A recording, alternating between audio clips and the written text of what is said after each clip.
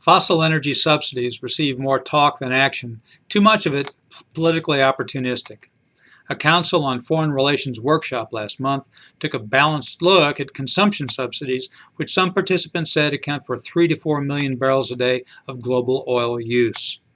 A report from the workshop, held by CFR's Maurice R. Greenberg Center for Geoeconomic Studies, said about 40 countries subsidize fossil fuel consumption.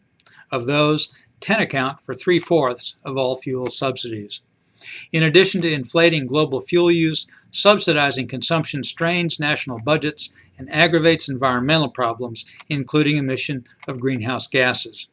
Subsidizing countries that understand the problem face two obstacles to reform, according to workshop participants.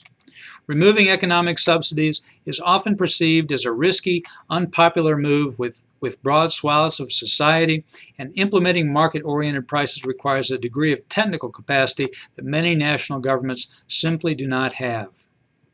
One technical obstacle in some countries is a lack of banking system sophistication, which confounds an important component of subsidy reform, direct cash transfers to low-income energy consumers. Another obstacle is the need to establish a politically independent, automatic price-setting mechanism able to replace energy prices set by governments with tariffs that follow market gyrations. On political obstacles, the workshop challenged dominant suppositions. Empirical evidence, one participant said, does not support the perception that subsidy reform is a major driver of public unrest. In the last 7 years, by one measure, fuel and energy prices were primary factors in about 4% of popular protests. According to workshop participants, the larger political obstacle to subsidy reform lies in the fact that the bulk of the economic rents from cheap energy typically accrue to a small segment of entrenched, politically well-connected segments of society.